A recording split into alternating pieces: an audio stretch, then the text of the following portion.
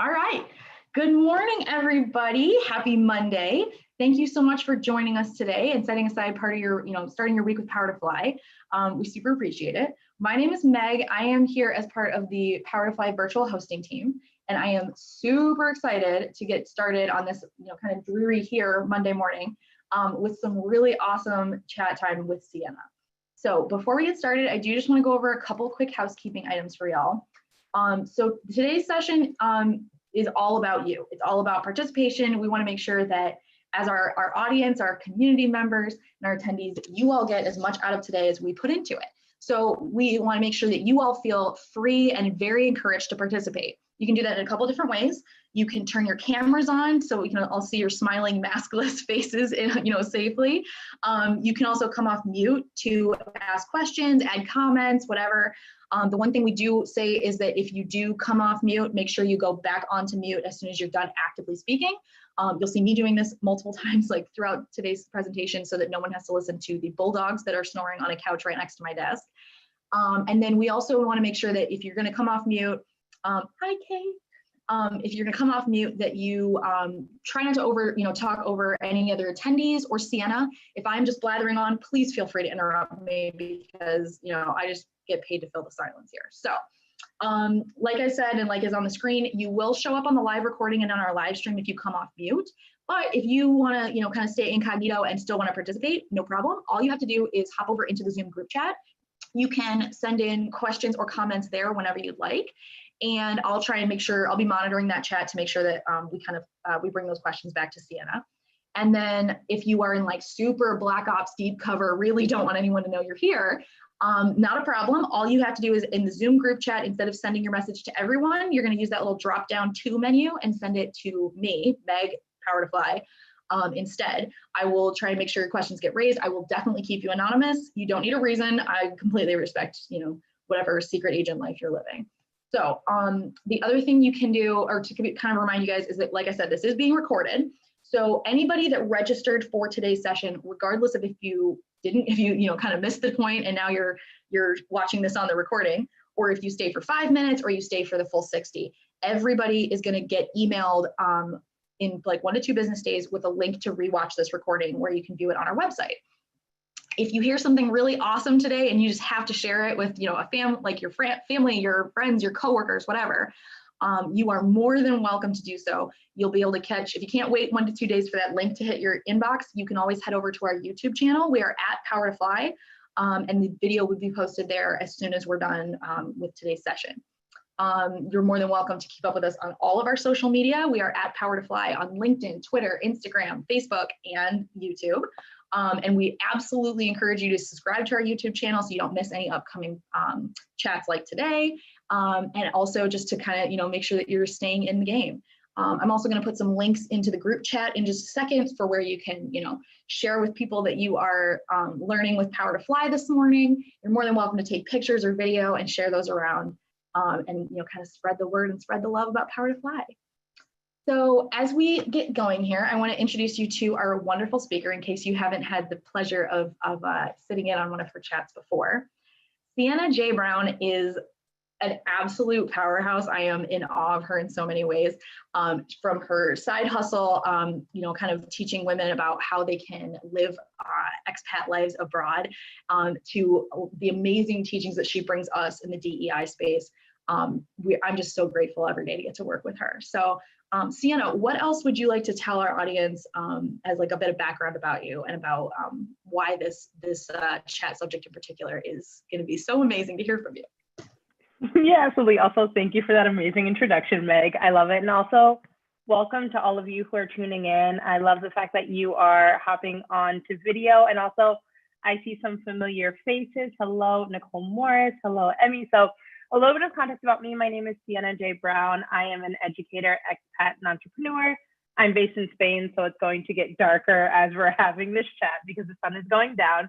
But a little bit about me, I am the global D&I strategist here at PowerToFly. And in addition, I'm also the founder of Las Marinas de España, which is an online educational platform and community specifically for women of color who are interested in building careers abroad. So my huge focus is really on how do we set women up to win, specifically women of color in the workplace. But what we're going to be talking about today is going to be for everyone to really focus on how can we show up authentically in our careers, how can we be strategic about what the next steps we're taking are, and really being able to, something that I live by is like, how do we find professional opportunities aligned with our personal aspirations, right? So we want to have the lifestyle part, right? So we want to be able to work remotely, have freedom, flexibility, but how do we find jobs that we actually like?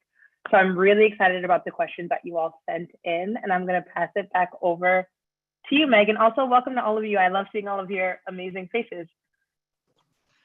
Awesome. Thank you so much, Sienna. Okay, so we do have a couple slides here with the questions that y'all submitted prior to today's session. I'm going to rest on these slides for a couple seconds each. So if you want to, no pressure, please feel free to take a screen grab. That'll kind of give you an idea of where the questions, kind of where the path that we're going to tread with some of these questions. When you guys all submitted them, what we did was we condensed them. We, took out redundant questions, kind of arranged them in a conversational format. But that being said, I'm going to go to our next slide. Do not feel like you can't participate, like you can't bring up a question at any time if you'd like. I will try to make sure that we, kind of keep the conversation going. And the best way to make sure that your question gets asked and answered is to either come off mute and ask it on today's chat or throw it into the Zoom group chat. We might not have time to get to all of these. It just kind of depends on the way the schedule, or way the session works, and how participatory you guys all are. So, Sienna, to get us started, can you talk about leading a purpose-driven career and what exactly changed for you 6 years ago? Yeah, absolutely. So this is a great question. Thank you to whoever sent it in. So a little bit about my backstory. Like Meg mentioned, I have been based in Spain for the past a little bit over 6 years, so about 6.5 years. And so for me, the big life thing that happened, right, is that I decided that I wanted to make the move from living in New York. I'm originally from Brooklyn. From moving to New York to really being able to go to Spain, going back again to wanting to build a lifestyle that really fit with what I want, right? So being able to have the time to, number one, figure out who I am, number two, be able to tap into my bigger purpose, even though I didn't necessarily know what that was in the moment, right? So when thinking about building a purpose-driven career, something that I really want you all to focus on is the fact that, like, you're not going to have it all figured out from the jump, right? Like, you're not going to know on day one what you want to be doing. And so something I teach quite often is, like, I call it like point A to point C. Yeah. And so we think about, like, okay, I want to make a jump, or I want to kind of make a shift. And a lot of the times we're thinking about, like, okay, what's our dream life? What's our dream career? What's our dream, like, what are our pipe dreams, right? And that's really point C. And so I want us to kind of today, specifically in this conversation, remind ourselves that sometimes it has to happen in baby steps. But going back to the original question, like, when thinking about leading a purpose-driven career, I really think that it focuses on, like, what is the impact that you want to make in the world, right? And then thinking about what is the impact that you want to make in the world, I know that sounds very, very deep and very, like, I have no idea what that is. But when thinking about it, it's like, what do you wish that you had, or what do you wish that existed in the world right now, right? So really being able to kind of focus on that. And so for context, I'll walk you through my professional journey over the past 6 years. When I first moved to Spain, when I was in New York, I was working doing business development, marketing, community management at this really dope branding firm in Brooklyn, and it was great. But I felt like, okay, who am I really doing this for, right? At that time, I was working with something that was called The Collective, which was the focus was on moms, ironically enough, that kind of like came back full circle now working with PowerToFly and the work that we do. But I was like, I really love the fact that this was very impact driven, but it wasn't necessarily the impact that I wanted to be making in that moment. And so when I moved abroad, I was teaching English. Again, I'm someone where I'm very big on have your full-time job and then also have your passion project, side hustle, et cetera, because those two things can pour into one another. And that's always really been my MO, right? So that's always really been something that pours back into me. And so something that I realized is that when I moved abroad to start teaching English, I started building my business on the side. And that business was really focused on, like, what is my bigger purpose and what is the impact that I want to make in the world? And over time, working on that allowed for me to attract full-time jobs that were aligned with what I wanted to be doing because I was doing the work on the side, right? And so that went from growing my business to being able to do things like host TEDx talks, speak at international conferences, reach thousands of women of color all over the world, but not doing that necessarily to make an income, but instead to make an impact. And because of that, companies were able to see, okay, this person knows what she's doing. This person kind of has the proof. How can we bring her onto the team to apply what she knows for our companies? And so that shifted to me working for an amazing co-living space, Sun & Co, where I got deep into the world of remote work. I got deep into the world of what do companies want, what do individuals want, move forward 3 years later, and then I joined the PowerToFly team, right? And now I'm working with the different companies that we work with, doing consulting and training, really focusing on helping them build more inclusive workplaces, right? But again, all of that always goes back into like, what is my like core mission and purpose, which is being able to provide more opportunities and resources specifically for women of color in the workplace, right? And so as you're doing all of this work on the side, whether it's the brand that you want to start building up, whether it's you trying to become a thought leader in your field, whatever that looks like, realize that that can also lead you to different job opportunities. And so going on a tangent here, but when thinking about leading a purpose-driven career, it's really focusing on what is this thing that sparks you and what is this thing that kind of builds you up, and then realizing that your full-time job can be that. It might look different, but realize just like remembering to like have it be aligned with what your end goal is, and realizing that that'll change over time as well. Does that make sense for all of you? And also if there's any follow-up questions, definitely just like unmute and ask them. Go ahead, Meg. Yeah. Absolutely. Thank you. Good call out, Sienna. Please make sure that if you'd like to participate, this is an open forum, so please feel free to do so. I really love how you kind of touched on the idea of how that goal and stuff can shift over the course of you working, kind of like focus in on a little bit more. I know one of the other questions that we got that I think is later on in the thread, but was talking about like, how can you be confident when you're starting out at a new job? And part of that, the way I read the question was kind of twofold. It was like, how can you be confident in the job that you're doing or in your own skills? But also, how can you be confident in like in the plan that you're following? Or, you know, if there is no plan yet, how can you be confident in trying to pursue a plan that you might not be able to see yet? Yeah, absolutely. No, that's a great segue, Meg. So something that I teach all of my students in my course, Master Your Move Abroad, is something that's called ISSI, right? And the ISSI is identity, skills, strengths, and impact. I'll slow it down. Identity, skills, strengths, and impact. And once you start focusing on those 4 things, thinking about yourself, right? So like identity, who am I and what are the things about me that cannot change and that I don't want to change, right? Right now we're talking about authenticity, right? So you being authentic is you being able to show up exactly as you are, but really learning to start embracing those things, right? And so, for example, I could have thought, okay, well, I'm an American expat living in Spain. No Spanish company is going to want to hire me. I'm never going to be able to find remote work, etc. No, when I'm thinking about my identity, instead saying, okay, so I happen to be someone who is a native English speaker, who can bring a different point of view to the conversation, who happens to also be a Black woman. That's a huge part of my identity. So like, how can I use those things that we might view as normal to really be strengths and then bring that into the workplace, right? And so going back to the question of how do you have confidence to do that? A lot of the times it's realizing like, you're, like, I was gonna say like, you're the sauce, you know what I mean? Like you are the person who, when you show up, that's enough, right? And so when thinking about authenticity, instead of trying to fit the mold of what we think people want, when we start saying, okay, this is who I am and this is what I bring to the table, and the more that you practice that, the more confident you're going to be in it, right? It's like once you start off, it's always going to feel a little bit like imposter syndrome of I'm not sure, or I don't know, or do I really bring something to the table? But the more you kind of work through that, the more you're going to be able to show up and say, hey, I know exactly what I bring to the table and I can be myself doing that, you know? And again, this will evolve as we evolve as individuals, as we evolve as professionals, and as we evolve in our personal lives, but really being able to show up and say, hey, I know that like I bring value to the table. And again, going back to the ISSI, the impact, right? That impact doesn't necessarily have to be, I've been in HR for 10 years at some of the top companies. The impact can be like, when I step into a room, I know how to speak to the people who are in front of me. Because of that impact, I'm able to have change in the conversations that I lead, or because of X, Y, and Z, whatever your personal situation is, right?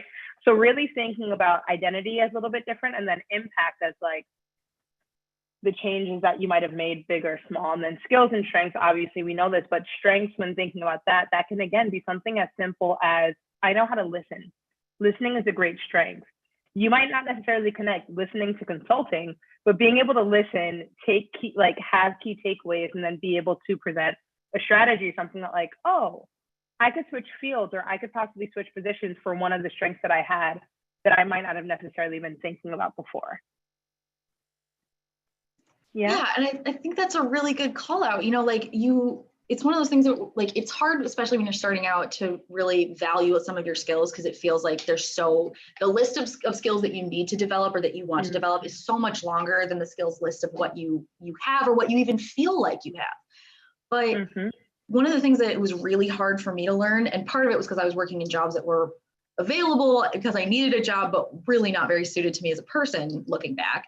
But like, just because the people around you don't value those same things in you, like, does not mean they're not valuable. Doesn't mean they're not good skills. Doesn't mean they can't be useful to you and even to the company or the role you're in.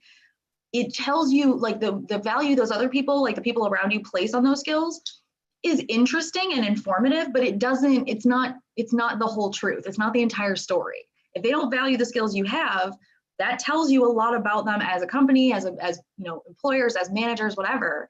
But it's important to listen, like hear what they have to say, and then decide for yourself if that's, you know, if that's something to really take in, because like this skill is actively hurting, you know, what you're doing, or if it's really just giving you, like Sienna said, a different viewpoint and a special position and a special place of contribution within that team, because you don't look like everyone else, because you don't come from the same background, because you're just new and you have fresh eyes for this. Absolutely. And Meg, going off of what you just said, that's a great point. And also just thinking about the fact that sometimes we have to take initiative, right? You know what I mean? Like sometimes it's like, okay, if I can't have a seat at the table, how do I build my own table? And whether that's with your own business or whether that's inside of a company, but sometimes like, I think especially as women, we have this thing of like, okay, well, we'll just wait, or like, we don't want to step outside of our role or our box, and just kind of like, we don't want to feel like we're imposing. But sometimes it's like, people might not necessarily see or value that until you show them. So how do you show up to either the job that you're in or the job that you're trying to position yourself for, to really be able to say like, hey, I know that this can provide value. You might not see it yet, but let me just start planting seeds over here until you realize like, oh, this is something we might not have necessarily considered before, but this will be valuable to our growth, our company, et cetera. Yeah, for sure. Oh my gosh, it's 11:48 already. I had no idea. It always flies, I'm telling you. Okay, so I'm gonna try and get to some more of these questions that you guys submitted, because they were great. This person wanted to know, what were the steps you took to outline and understand what was important to you, and how long of a process was this? Wow, okay, I love this question. And the first thing that I want to say is everyone's journey is their own. And like, we can't compare our chapter 7 to someone else's chapter 15, et cetera. So when I talk about my process, when I talk about my situation, again, I happen to be someone who is single. I happen to be someone who had the ability to be able to move abroad. I happen to be someone who has a lot of time to dedicate to what I want to be doing. So again, I don't want us to compare the processes too much, but for me, a huge part of knowing what was important to me is knowing what wasn't important to me, right? Like sometimes it's more important to know the things that you won't stand, or the things that you won't kind of tolerate, I guess is what I want to say. And that will lead you to like, okay, well, what is it that I really want, right? And so when thinking about what was important to me, specifically in company culture, some of the things that were important, or some of the steps that I took, was asking myself, what kind of job would allow for me to have the lifestyle that I want to live? And again, I keep on going back to that, but again, we could be living on a beach in Bali, but if we hate the work that we're doing, what's the point, right? And so really asking ourselves, okay, what kind of leaders do I want to have in this company, right? What is the company culture like? What do they value, and what is their mission? And again, when going back to that last question of like, how do you find your purpose in your career, et cetera, it's really checking out the companies that you want to be working for and saying, okay, is this aligned with what I want to be doing? At the very least, like, is there some type of, in Spanish, it's like, you know, like, is there some type of like underlying thread that brings those things together? Yeah. And how long of a process is that? A lifelong process, right? And it's going to continue going on for the rest of my life. Like if we're thinking about it, and all of the jobs that I've had, and again, we'll talk about this a little bit in how to apply for the jobs that you want. But in all the jobs that I've had, I've never had a formal interview process. I've never had a job that I hated. Why? Because I was really clear in knowing, obviously, like, what do I want and what do I deserve? And then also like learning how to build the right connections. And then again, with time, learning how to communicate who you are and what you bring to the table with clarity and confidence, right? And again, did this look the same 3 years ago, 5 years ago, even a year ago? Absolutely not. But it does with a lot of, or it has to do with a lot of that inner work of being able to say, what do I really want right now in my life? And again, we're in a pandemic. I know that things are hard, et cetera, but I don't want that to discourage us with saying, okay, well, because we're in a pandemic, I'm just going to kind of go with the flow and then kind of get stuck in our comfort zone. But I really want to encourage you to start thinking about what are the different things that I can be doing or transitioning into or kind of progressing, whether you're currently in a company or whether you're looking to find a new one. And I'm seeing the chat blow up, so I'm going to stop there. And Meg, I'm going to let you ask the next question that Kaya sent over. So Kaya wanted to know, can you please talk about how you went from teaching to launching your work? Did you start with auxiliary programs in Spain?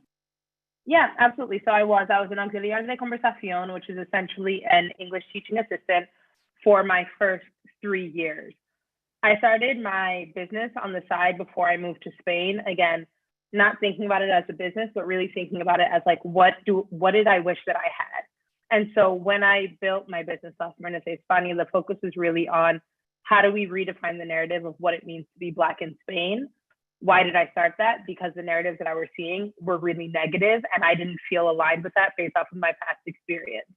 And so during that time, I was doing both of them. And again, I'm a big believer in have a job that gives you stability and that also allows for you to grow professionally with resources you might not necessarily have on your own, but also still build what you want to build on the side. And again, so when doing both of those things, and again, I'm big on time management, but when doing both of those things, it really allowed for me to, number one, grow professionally as an entrepreneur, which then I could bring into the workplace. So some of those strengths and skills that I learned growing my own thing, I could then apply to work. And then just kind of doing it simultaneously until, I mean, I'm still doing things simultaneously, but just with different companies as I'm still working on and growing my business and really just focusing on impact. Excellent question, Kaya. Thank you so much for that. Okay, so one of the other questions that I thought was really interesting, this person wants to know, how can I determine of the myriad things I've learned over the years, how to effectively combine them and market myself?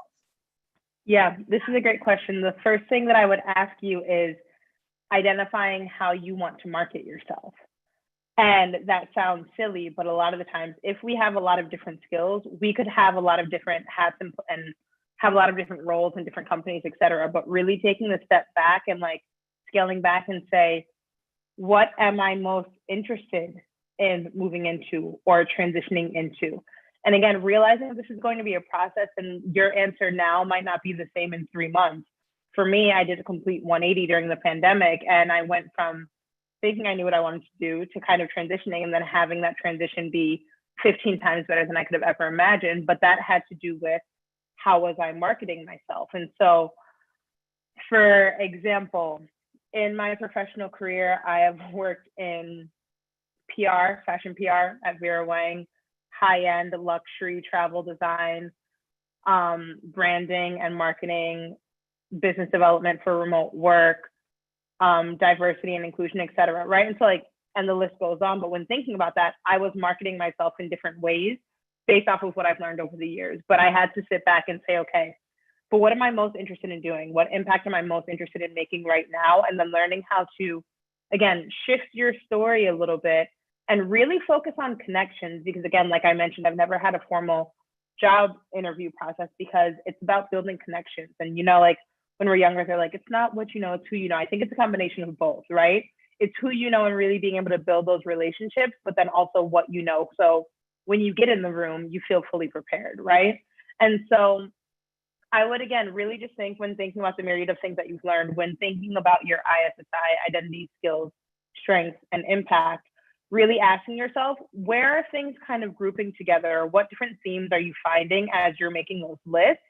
And then being able to understand, okay, these things might work for this field, X, Y, and Z, and then just going from there. And really quickly, for those of you, Sophia, I love the fact that you're taking notes. For those of you who might have other questions or some things resonating with you, definitely feel free to give us to hit pause. We're happy to hit pause so that we can answer any questions that you might have. Yes, absolutely. Please feel free to, hop in the chat, or like you said, like we keep saying, come off mute and ask a question. If you're raising your hand in the video, I can't see everybody's video all at once, so there's a possibility I won't see you. So please feel free to, just jump in if you'd like to. Elise is asking in the chat saying, I admit I'm shaky with time management. Any recs for how to start a passion project while you're in a full-time role? Are there also any books or podcasts you recommend along these lines? Yes, absolutely. Also, Elise, I think I know you from social, so hello, if it is you. Time management is one of my favorite topics. Recs for how to start a passion project while in a full-time role. I could go on for hours, but I'll try to keep it really simple. Number one, dedicate time at the beginning of your day to working towards your passion project, right? If that's something that's really important to you, figure out how can you dedicate when you have the most time or the most mental energy, more than anything, to really do what you need to, and really try to focus on doing it with sustainable growth, right? So when I was growing my business, I don't think I ever worked or spent more than 2 hours a day for the first 3 years. But doing that consistently over 3 years gives you exponential growth, right? So James Clear, I'll actually type this in the chat. James Clear has a great book called Atomic Habits. That's a great book to kind of start off with. And then also when you're thinking about podcasts, I recently started a podcast, so definitely give it a follow. It's called Leading with Intention Podcast. And so in the podcast, we're really focusing on things like how to manage your time, how to manage your energy, how to really show up, etc. But I think that as you're just going through it, like dedicate time to it and be intentional about it. And then also ask yourself, like, what are realistic goals that you can set, taking into consideration that you're working a full-time job, right? And understanding that as you're probably starting out, you might have to hit pause for a little bit on your passion project, right? Or once you kind of are in the flow and you've got things going at your job, then you can maybe scale up. And so really being able to understand that and then realize that like life happens in waves, right? And it's the same with starting a business or a passion project, et cetera, where there'll be some times where you can dedicate tons of time and energy to that, and there'll be other times where you won't, but not beating yourself up about it. Yeah. Awesome. Thank you for calling that out there. For sure. Okay, so let's see. I think we got through all the questions in the chat. So let's go on to the next pre-submitted question. This person had asked, I am by nature somewhat shy and reserved. What are some tips for people like me who want to feel more seen and heard at work without completely changing my personality? I love this question. I think that it's something that's so important to think about because, again, in different companies, there are different company cultures and different people are seen as like the leaders or the people who kind of get their voices heard in the room. And so this is something that happens a lot of times for people who are a little bit more shy, reserved, or introverts. But I would recommend sharing with your team your best ways of working, right? And so I'm huge when thinking about leadership and then thinking about managing teams, about being able to understand everyone on the team, especially if you're working remotely, and realizing that everyone has different work styles and everyone has different communication styles, right? And so just like a very easy tip could be maybe talking to your manager or whoever you work with directly to be able to say, hey, I would love to be able to, I don't know, contribute and or show up more, but I would love to share with you my preferred communication styles or my preferred working styles, just so that we'll all be able to grow together, right? And that's a good and easy way to kind of get started, or at least get the conversation going. Best case scenario, you have a dope manager who's like, oh, light bulb, this person needs different tools or different communication styles than what I might be used to. Not so best case scenario, they don't necessarily know what to do, and that's okay, but just like sharing little reminders, right? Or maybe in the conversations, or maybe if you're not comfortable speaking up, maybe in video calls for Zoom, use the chat more often, right? But really just kind of be a little bit, the word I'm thinking of, get a little bit creative, right? Of how you want to be able to communicate that with the people that you work with. And hopefully that should inspire the people who are either managing you or working directly to have an aha moment of being able to say, okay, this person needs a better and or a different platform or way of communicating. How can I provide that for them? Absolutely. It's also a good thing to kind of keep in mind that just because you were uncomfortable or you, you feel like shy and reserved around certain groups of people, or even if it's like an all-encompassing thing, it never hurts to periodically kind of test those borders a little bit as much as you're comfortable with, because you might find that, yeah, you were shy and reserved at the start, but now that you've worked with all these people for, a certain amount of time, you're a lot more comfortable around them, and you thought that you really didn't want to like pipe up with your ideas, but every so often you're fine with singing out with something that contributing an idea that you might have for like the problem at hand. I love that. And then also just like a tip, if any of you are managing or you are working with people directly, use this as an opportunity for like you to be able to say, okay, can I better understand the people that I'm working with as well, to really be able to have that big picture and to be able to understand how everyone communicates, what their personality styles are like, and to go from there. Yeah, very true. Okay, so this person wanted to know, what advice can you share with people who want to build their personal brand but are too shy or humble to speak about their own successes? And I feel like this is like a big deal with a lot of people, especially women, have a hard time bragging about themselves, or at least even talking, like in my case, talking positively about yourself because you already feel like it's bragging. Absolutely. I was like, I could talk on all of these topics forever, but the one thing that I want to say is provide value. That's it. Like when you provide value for other people, that's enough. And so if you are like, oh, I don't want to brag, or I don't want to talk about all the great things that I've done, X, Y, and Z, start off by providing value for other people, and that will do the work for you, right? And so when you really focus on, when you're building a personal brand, you're essentially building a community, right? And so the reason why you're going to be able to build a community is because you're providing value for them in some way, shape, or form. And so, for example, even in this call right now, I'm super happy and grateful to see a lot of women who are part of my personal brand outside of my business and outside of the work that I do at PowerToFly.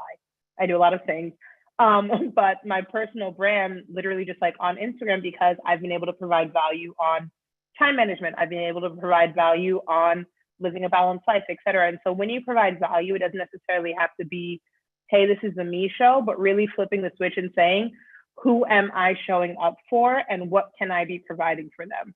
And then when you do that, it'll work on its own. And then another thing is like, just start off small, right? So I think something that, again, a lot of people, specifically women, specifically women of color, struggle with is like, I don't want it to be like, oh, well, I've got it all down, I've got it all X, Y, and Z, because it feels like we're bragging or we're being overly confident or whatever. But I really just want to say that like, you can talk about yourself while still being humble, like you can have wins while still being humble. Like that's something I truly live by. Like I'm just going to toot my own horn, but I don't like to toot my own horn, but like I do dope stuff, but I'm still really humble about it. You know what I mean? And so it's not like, oh, here's this great thing that I've done X, Y, and Z, but it's always providing value, right? So like, hey, here's this Vogue interview that recently just went out. This is why it might be interesting to you. So it's not just like, I'm great, let's talk about it, but instead it's like, hey, this is something that I've done that also deserves recognition, even if it's just me recognizing myself, but sharing it with you because it's going to provide value or hopefully change the way that you think about things or view the world. So again, when thinking about that, start off small, provide value, and then hopefully with time, you'll feel a little bit more comfortable doing that. Thank you for that answer. That was really helpful. I also want to call out for everybody, if you're interested in more in this particular subject, we do have an awesome chat and learn coming up that's dedicated to this topic. So Nicole was helpful enough to put it in the Zoom chat, the link to that. So thank you, Nicole. She's our awesome chat and learn coordinator. So please feel free to check that out if you are interested in learning more. And then the one thing I do want to call out is, like, especially because I am very guilty of this, I use like either humor, especially self-deprecating humor. It doesn't make you humble, guys. Like it comes across like you are kind of down on yourself or something. And so it's something that I do constantly, and I'm still trying to break myself of the habit. But just remember that like you don't have to knock on yourself to come across as humble. And Sienna, I love your call out about like providing the value, because like people like to help other people, and so if you have not like knowledge in a specific area, or if you learn something about, some problem that somebody's having, and here's how you heard to solve it or whatever, like share that information. Helping others makes us feel really great, but also on a psychological level, it makes that person want to help you back. So that is like a hugely, like Sienna was saying, it's a hugely great way to like kind of build your community and build up your personal brand. Absolutely. And Meg, this is great. And I just want to, sorry, thanks. I just want to hop into the chat really quickly.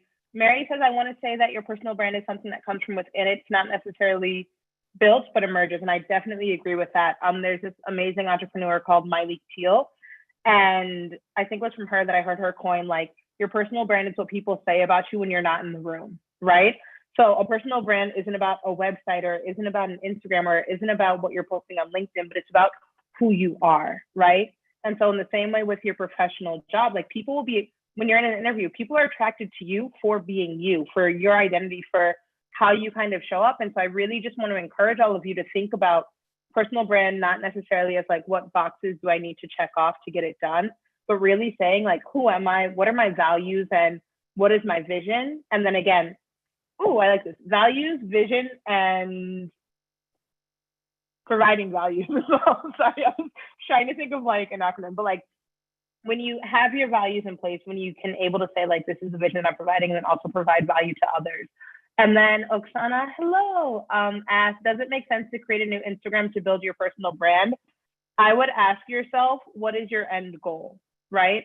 So when asking what is your end goal, really say, okay, what is it that I want to be teaching? And can I be doing that from, if it's your own personal account, going from there? And just really asking yourself, yeah, like, why am I doing this? What do I want to create, and what value do I want to provide?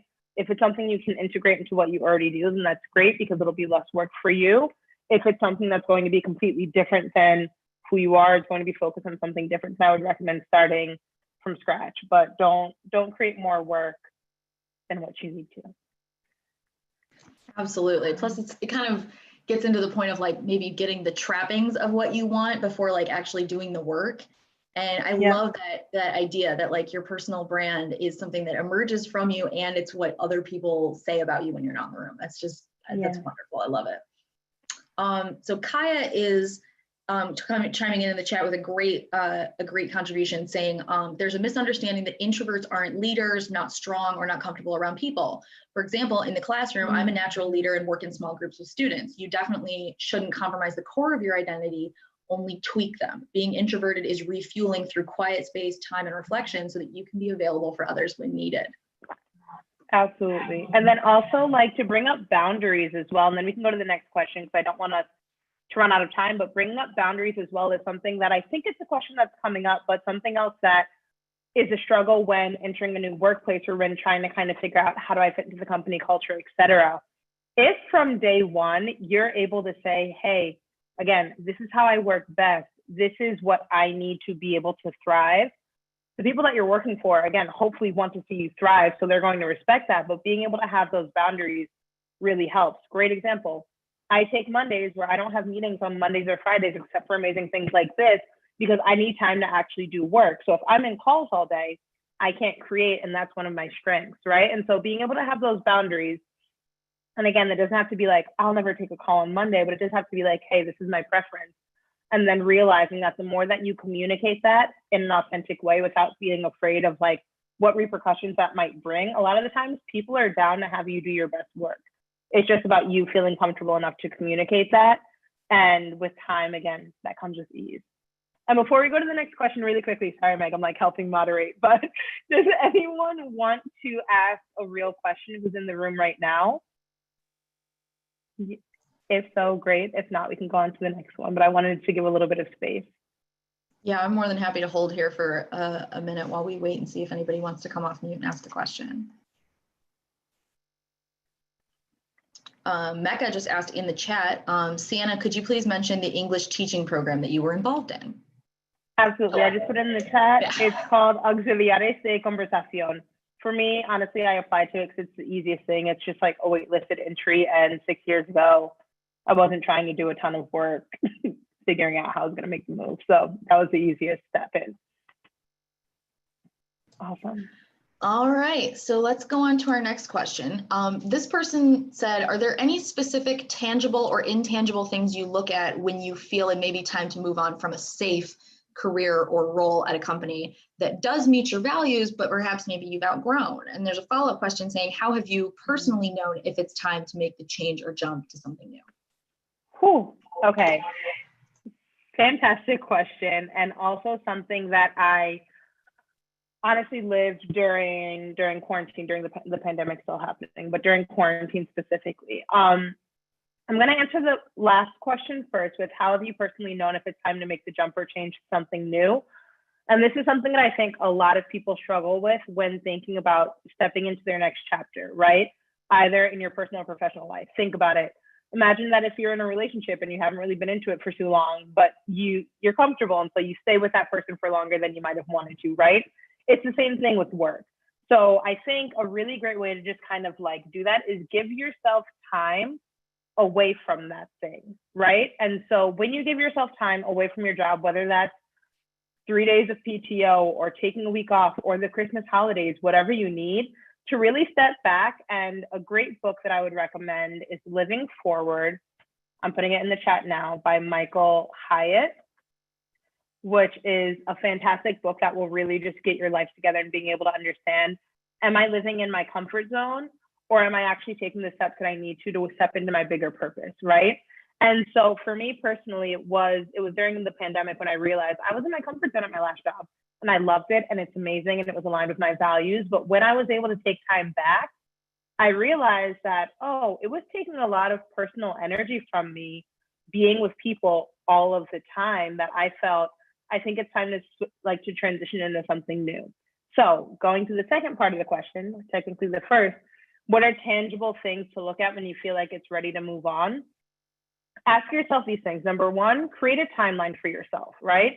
So create a timeline and say, okay, I want to be able to transition or move on. How long am I going to give myself? Because again, it's like goals are great, but if you don't actually have like a deadline or a specific thing, like this is when I want to hit it by, then odds are you'll stay in that job for another year or 2 years, right? But really being able to say, okay, so creating a timeline for when you want to switch. Number two, something that I would ask yourself is, if you enjoy a company that does meet your values, but you want to grow, how can you grow and or transition inside of that company? And this goes back to what we were talking about before, right? Of being able to ask ourselves, what else can I be bringing to the table, and what other value can I provide within the company that I might not have necessarily been able to step into yet? Yeah. And so that can be having a conversation with your direct manager, having a conversation with someone that you work with to see what other opportunities are out there and see if those are aligned for you. And then if not, asking yourself, okay, what are other types of companies that I would like to be working for?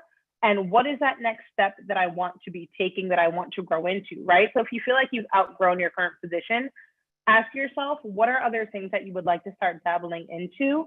And then do like a simple LinkedIn search, right? So go say like, okay, what are the companies that I would love to work for? Head to LinkedIn and see what positions exist. So look at their employees list and see what positions exist out there that you might not have necessarily been thinking about. And then ask yourself, okay, this feels like it could be a good fit for me in the chapter that I'm in right now, and then be able to go from there. I love that. And it's such a question that's like so incredibly subjective. You know, it's going to be different for everybody, but Kate is actually also chiming in, saying that she recommends The Big Leap, that it's a nice structured look at how to overcome the nerves associated with being happier in your job and in your life. So thank you, Kate, for throwing that in the chat. Okay, so I also threw a link into the chat where you can connect with Sienna on LinkedIn if you'd like to. I threw mine in there as well, but no pressure. I know Sienna's the star here for this. So one of the other questions, oh, thank you.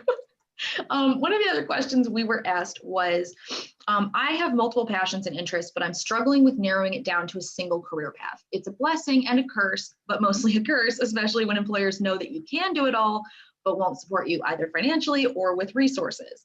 How do I protect myself from burnout in this new norm age of work?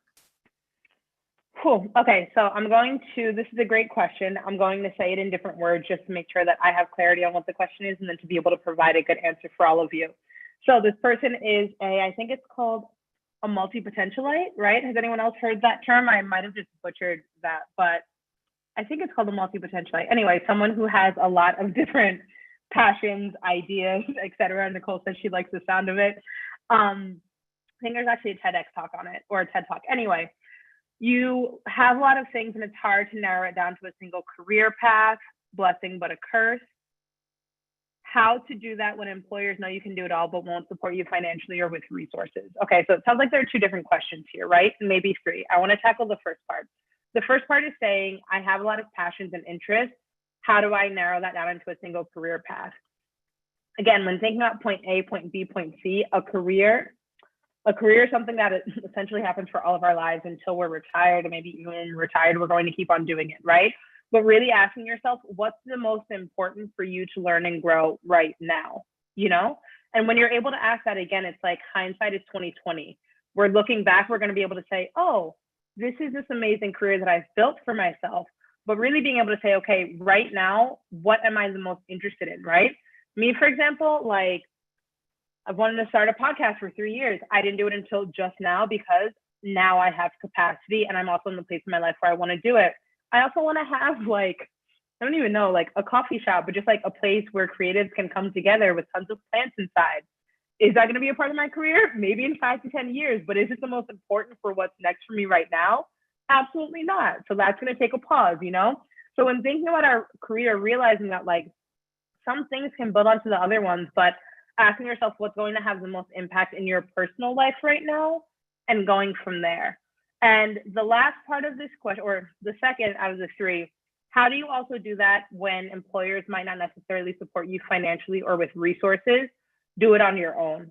And I say that again, it's like, if they won't give me a seat at the table, how can I build my own table, right? And this goes back to passion project versus full-time job, realizing that when thinking about careers, and this is something that we've also seen in the pandemic, sometimes like you don't want to put all of your eggs in one basket, because imagine tomorrow, there's a global catastrophe in addition to everything else that's going on, right? Like, how do you have your own thing to fall back on, even if your employer won't support you? And so how are you learning on the side? How are you taking courses? How are you giving yourself formación? How are you developing your skills and interests, right? For the things that interest you, and then seeing, you'll be drawn to it once you kind of start putting in the work. And so to touch on the last part of this, how do I protect myself from burnout into the new norm age of work? I'm going to share the book Living Forward again by Michael Hyatt. We have different things called life accounts, right? So that's career, professional growth, family, relationships, lifestyle, etc. You can't pour into all different parts of your life at the same time because you just don't have enough time or energy. So asking yourself, what is most important for me right now? And then being able to go from there. Is this making sense for everyone who's watching in? For those of you who have it just quick, yes, no, maybe, yeah? Okay, great. And also thank you, Nicole, for finding the TEDx talk or the TED talk.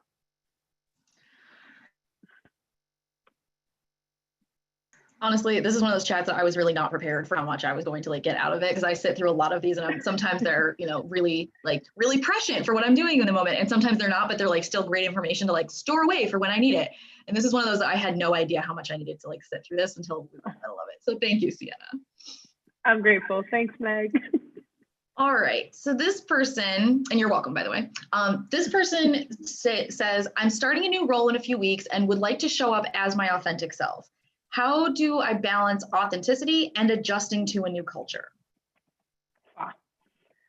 Going back to boundaries, right? And going back to the way that you show up is what people are going to get, if that makes any sense. And realizing, again, going back to identity, like start being you from the jump, like from the interview process. So like be real. And I think right now, again, everyone's at home, everyone has dogs or kids or plants or whatever you're like, whatever it is, right? But like we're all in a situation where like we're essentially like in our most quote unquote vulnerable or most intimate states because we're in our own homes, right?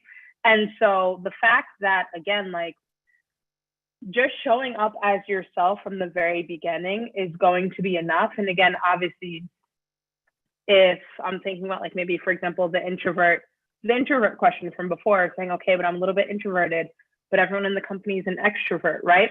Really being able to say, okay, I'm an introvert and maybe I can bring something different, bring something new from being different in this company. Again, a new point of view, a new a new way of thinking about things, whatever that might be. But again, really just asking yourself, going back to values, what are your non-negotiables? So what are the things that you don't want to change about yourself based off of a company? And when you're starting out, I think it's amazing that you're thinking about this before starting the new role, because if you start off being like, again, hey, here are the things that are my necessities and here's like who I actually am, then from there, you'll be able to set the stage for the rest of your time there. And again, start off not necessarily strong, that's not the word that I want to use, but start off being you.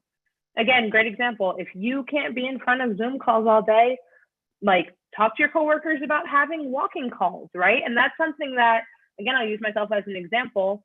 I don't like sitting down all day. So if I'm having a call internally, I take it as a walking call. That's now the norm. So people who work with me and who have calls with me often, if I'm like, hey, I won't be on video, it's not like oh my gosh, this is against company culture, what's going on? But it's like, oh, Sienna just doesn't like being on video all the time because she'd rather be going for a walk. And that's it, you know? And a lot of the times in our minds, we think, oh, this is going to be a deal breaker. Oh, this is going to be a huge deal. Or, oh, I won't be accepted, or X, Y, and Z. And a lot of times people don't care. You know what I mean? Like it's not that serious, or it's not that deep. And so when you start off just like you knowing what your non-negotiables are, it will allow for other people to be able to respect those, and then also probably like celebrate those as well once you move forward. Yeah, I absolutely love that call out of like, don't you ask, because like you really, especially when you're in a new culture, a new environment, don't tell yourself no before somebody else has a chance to, you know, give them the chance to, like, if they're going to say no, okay, fine. But the answer will be no if you never ask or never try it. So that's a big one that I had to learn. Sorry, Meg, I didn't mean to cut you off, no, but I was going to say, I was also going to say, like, we can't, we project things more often than we think we do. And a lot of times we project things that aren't real, right? So like, oh, well, I'm afraid of X, Y, and Z. And it's like, again, going off to what you were saying, Meg, like, you don't know, because you don't know these people. It's a new company, it's a new culture. You haven't been there. So if you're not kind of taking a chance on that, then don't project and like kind of self-sabotage yourself before you even start, you know? Very true. Okay, so we've got about 8 minutes left in today's chat. These always, seriously, it's gone like so quickly. So please feel free to come off mute, ask your questions if you are worried we're not going to get to them, because I know we have like 2 or 3 more. Let's see. Nicole wants to know, can you identify if you're projecting your own issues versus what's real? I feel like this gets down to like what is reality? Time doesn't matter, how, like, that kind of thing. But like, without getting too meta about the question, it's a really great question. So how can you kind of balance those or help suss out, you know, what's really at play? If it's all you and all kind of like in your head, so to speak, which doesn't make it a bad thing. Not saying that I'm discounting that, but like if it's all on your end versus if it's really, you know, an outside thing as well. The first thing that came to mind is ask. And I say that, and like, whether that's ask a colleague that you trust to see if they have a same or similar point of view, or whether that's asking the person and or group that you're connecting with, you know, and a lot of the times people want to give honest feedback. So if you're saying, for example, you're working with a group or a client or whatnot, and you're like, oh, this person isn't happy with my work. If you don't ask, like, actually, that's a real life story. So that's something that happened, right? So you're working on a project, and like, I had an idea that it wasn't what someone wanted, but at the end of the day, it wasn't like, I was just like sitting in this, oh, like, is it just a me thing, or should I just directly ask them? And it wasn't until like, I was like, hey, is this what you're looking for, going from there? And then they were able to say yes or no. And then I was able to say, cool, I have clarity. Now I can move forward. And again, I'm an overthinker, right? So like, I'm an overthinker. I can go on for years about what I think other people are thinking, but it's not until you ask and really just like start getting clarity, and then also not being afraid to hear like, oh crap, like what if it actually is real, you know? Because sometimes when we have things in our head, we're like, oh, but like we're just thinking about this, whatever, and then we're afraid to actually ask because we're like, what if it is true? What if it is real? But really being able to say like, how can you just start using trusted sources, if that's a good starting point, to be able to say, hey, what do you feel about this? Or how do you kind of like see me acting or navigating through this thing? Nicole's saying, I feel like a lot of the things that happen, I already start to blame myself, and I think I'm projecting my own issues when things are actually real. This is the real thing, Nicole, right? So like, this is something that, again, a lot of people struggle with and like have to kind of work through. And like I used to be that way of being able to say, okay, well, like this is my fault, or like all of this stuff, and just like projecting all this stuff until I learned, or I went through the process of saying, you can't tell people what other people are like. You can't tell other people what they're thinking, right? And you don't know unless you open up that conversation. And so learning to kind of be open to that feedback, if it is quote unquote negative, and then also realizing that like your shoulders can drop, because a lot of the times what you're thinking or what you're projecting often isn't true. Hopefully that helps. Oh, Meg, you're muted. So sorry. I felt this question on a spiritual level from Nicole, because I did that for so long. And granted, I'm 34 now, and I've been in the working world for like 18 years. So like, I know that I wasted a ton of time on this, but Sienna's absolutely right. Like the in your head idea of like, well, maybe it's true and maybe it's not. For me, at least, I feel awkward all the time anyway. So I might as well, like, I finally learned to kind of like live in the awkward and be comfortable with it, and realize that it was a lot easier and a lot quicker for me to ask the person outright and be like, hey, is this not going real well for you? Because the impression I'm getting is blah, blah, blah. And if they said yes, and everything I was thinking was confirmed, granted, not great. I don't love that, but at least I'm on solid ground and I know. And once you know something, then you can make up a strategy to work around it or fix it or whatever. But in my experience, at least calling out the awkward and being like, hey, I don't think we got off to a great start here. Can we, like, is this all on my end, or are you also feeling like we're not meshing very well, can be a really good way to open it up. And just start from the honest starting point. Starting with that honesty, you don't have to feel like you're making yourself vulnerable, because you're just stating a fact or stating what you think is a fact. Yeah. So at least for and me, Meg, I wanna also encourage us all to be conscious about the language that we're using. So instead of awkward, maybe say authentic, right? So like in your mind, you might be saying like, okay, this is awkward. It's like, no, this is you. Like, this is you. This is Meg. You know what I mean? And so starting to say like, again, that's just who you are, and like that, and that's what people will learn to love and accept and embrace, and say like, not, oh, well, this person is being X, Y, and Z, but it's like, oh, this person is this person. How can we support them? Or how can we kind of be better at this communication, etc. So I keep on like stepping into the facilitator role. I was going to say we have 3 minutes left. So I know. No, you're totally right. So I do just want to call out what's happening in the chat right now. It's absolutely amazing stuff. So people are talking about like therapy and cognitive behavioral therapy, and how you can kind of like use different tactics to kind of help yourself through stuff like this. So please look into that if that's something you're at all interested in. Sienna, we only have like 2 minutes left. We have a couple different questions. So do you want to try and tackle one more question, or do you maybe want to like give us a sum up of, maybe something we haven't touched on yet that you really wanted to impart to us, anything like that? Yeah, absolutely. So I think we'll take a pause on the questions because there's only 2 minutes left. And I just want to say, like, if there's anything that you take from this conversation, hopefully there was a lot. I saw that some of you were taking notes. I saw that some of you were listening intently. And so I really appreciate that, number one. And number two, I really just want to encourage all of you to realize that, like, this sounds so basic and so cliche, but like, you are enough exactly as you are. And that sounds so silly, but really being able to understand that, and really being able to say, like, however you show up in the workplace or whatever it is that you're looking to kind of transition to in the next chapter of your life, the way that you are and the way that you're kind of working is enough. Granted, that means that, like, of course, we should all be trying to step into the greatest versions of ourselves, but not like blocking ourselves until we get there, but instead realizing, in the same way that it comes with building a career, in the same way that it comes with growing personally and professionally, the first step is showing up, right? So the first step is showing up. The fact that you're all here listening to this conversation on a Monday, congrats to you, because you're already putting the intent and work behind it. And so, I just really want to encourage all of you to really be able to take the time and to also give yourself time to think about what the bigger picture is for yourself and what you want right now, and most importantly, what you don't want. And then, definitely feel free to continue connecting with us at PowerToFly. Feel free to connect with me personally on the gram, is where I mostly hang out. And I'll pass it over to you, Meg, for the last minute. And also just thank you again for taking out the time.